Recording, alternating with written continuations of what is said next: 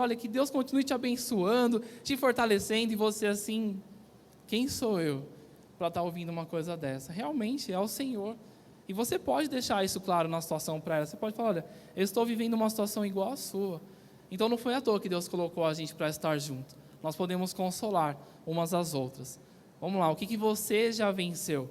O que você ainda está lutando? E a troca ali entre aquelas duas pessoas enriquece as duas. Porque no que uma já foi forte, a outra ainda está fraca. E no que a outra está fraca, a outra está forte, pode ajudá-la. Então nós vamos fazer isso. Eu fiz uma listinha.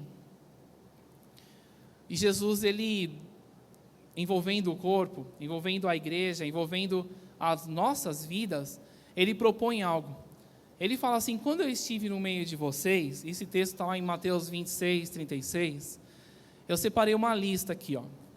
Eu estive com fome, eu estive com sede, eu estive como estrangeiro, eu estive sem roupas, eu estive enfermo, eu estive preso. E vocês cuidaram de mim. Talvez você esteja com a mesma indagação que os discípulos tiveram naquela hora. Quando, Senhor Jesus, que nós tivemos com fome, que nós tivemos com sede, de que maneira, Senhor? Imagina. E ele responde, quando vocês fizeram a um dos meus menores irmãos, a mim vocês fizeram. Lembra do chamado que Jesus tem para o pastor? Lembra que ele precisa de pessoas que vão cuidar umas das outras, aquelas que vão olhar para as necessidades.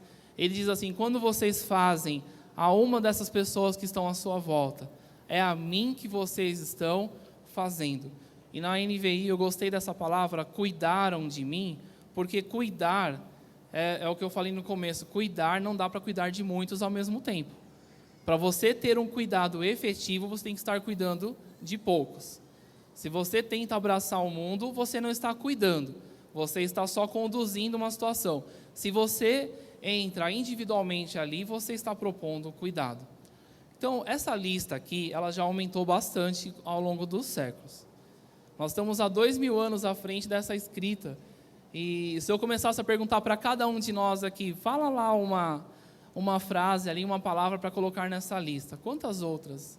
Será que eu poderia dizer assim, eu estive drogado e vocês cuidaram de mim? Misericórdia. Jesus drogado? Será? Mas ele diz, quando vocês fizeram a esses pequenos, vocês fizeram a mim. Será que o clamor dessas pessoas que estão ali nas praças, e às vezes a gente passa com desdém por elas, né, e até com desprezo mesmo ali, dizendo, mas esse povo, eu estava falando esses dias com alguns amigos, nós temos que tomar muito cuidado com a influência da mídia, mas muito mesmo, porque senão, daqui a pouco nós estamos a favor aí da pena de morte numa boa, né? Então você vê uma injustiça, você fica com tanta raiva daquela injustiça, e a mídia promove que você fique com mais raiva ainda, com ódio no teu coração, e você fala, tem mais é que morrer mesmo. Gente, que as pessoas que fazem o mal, elas devem ser presas e pagar por aquilo que elas fizeram, eu não sou contra, ninguém aqui é contra, né? Nós sabemos que a lei existe somente para ser obedecida. Agora, eu concordar com ir além disso, por causa de ódio, tem mais é que acabar com ele mesmo. Se nós nos permitirmos o nosso coração ficar cheio desse tipo de pensamento, nós estaremos esfriando. O nosso amor vai se esvaindo de nós. A compaixão começa a passar longe, porque aquela pessoa deixa de ser um próximo com o qual eu tenho que me identificar com a dor dele, e ele passa a ser para mim um inimigo com o qual eu quero que ele morra. Quando que o próprio Senhor Jesus falou, ainda que fosse inimigo, ainda que fosse, deveria ter amor por ele. Eu tenho que me propor a ir lá no meio daqueles presos e falar a palavra de Deus, olha, existe uma resposta para o sofrimento de vocês. Essa busca incessante que vocês têm na violência, que vocês têm em atitudes como essa, elas podem ser sanadas, isso é uma doença. Deus pode curar essa enfermidade dos seus corações. E olha, eu estou aqui para também dar a minha vida pelo teu bem. E não passar com nojo, passar com aflições ali de quem quer estar longe.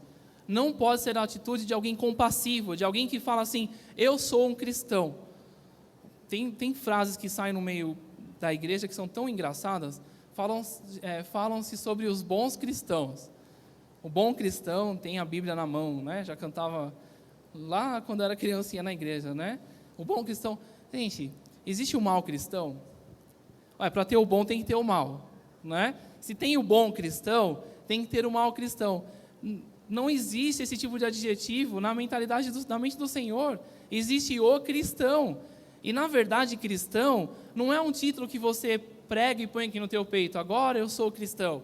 Os cristãos, eles foram reconhecidos pelos de fora. Os de fora que, vendo as pessoas imitando a Cristo, disseram, eles fazem igual aquele lá de Nazaré. Eles fazem igual a Jesus de Nazaré. Eles são pequenos cristos, são várias imagens da vida de Jesus Cristo acontecendo no nosso meio. Então, ser cristão, na verdade, é quando alguém de fora olha e não vê você ali, mas ele vê a pessoa de Jesus, ele vê as atitudes que haviam em Jesus.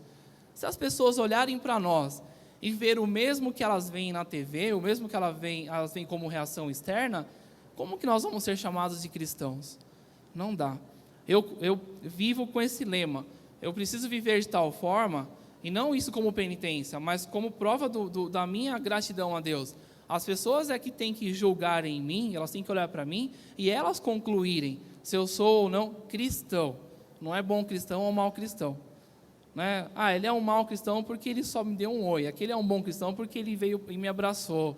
Não tem esse nível de comparação diante de Deus. É impossível que isso aconteça. E você vai imaginar qual é a sua palavra para aquela lista. Eu encontrei a minha. Andréia, minha esposa, encontrou a dela também. Nós encontramos isso enquanto família, ali para estar servindo as pessoas. Dessa lista que nós lemos agora, eu encontrei a palavra estive enfermo e vocês cuidaram de mim. Eu tomei para mim aquela frase de Jesus. Eu estive enfermo e vocês cuidaram de mim. Então, eu vou mostrar aqui algumas fotos e eu vou falar do que acontece em relação a essas fotos e vou propor algo para nós também. Nós queremos trazer para Osasco esse projeto de capelania, a começar pela palavra capelania, que muitos pensam capitania, capitão, não entende nem o que é capelania, mas a palavra capelania, ela vem de capela. E o que significa isso? Você montar, como se fosse uma capela, em meio a alguns lugares, no meio da sociedade, para servir aquelas pessoas com um atendimento religioso.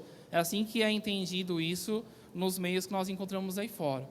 Então, nós vamos encontrar capelania no meio estudantil, nós vamos encontrar capelania no meio carcerário, prisional e também no meio hospitalar. Só que para nós entrarmos dentro de um hospital, nós não podemos chegar lá, e vocês conhecem aquela expressão assim, é para Jesus? É para Jesus. Alguém chega para o Gernando e fala assim, olha, eu vou cantar aí no coral, né, para o pessoal, mas é para Jesus, minha voz é desafinada, é para Jesus. Eu queria dizer assim, essa frase, ela tem algo de verdadeiro, ela revela o coração da pessoa, nós não podemos perder o coração.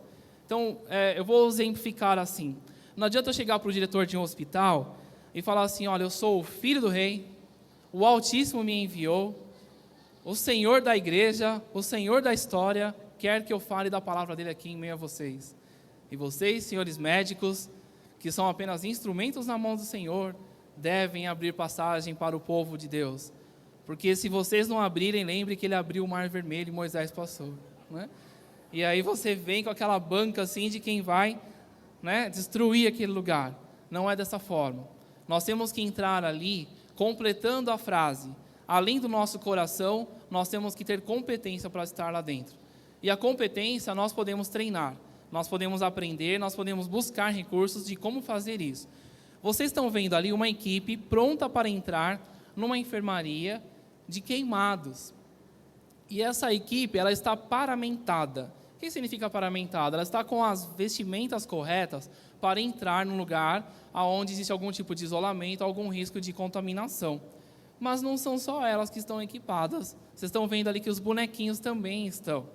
Até os fantoches ali estão capacitados a entrarem num setor do hospital. Então, para entrar nesses setores, ou mais ainda, dentro de um hospital, nós precisamos provar para aquela diretoria que nós somos sérios, que nós temos qualificação, que nós sabemos nos comportar ali dentro, que nós não vamos lá para ficar profetizando cura física somente. Deus pode curar fisicamente, mas eu tenho observado ao longo desses anos que Deus cura muito mais rápido a alma.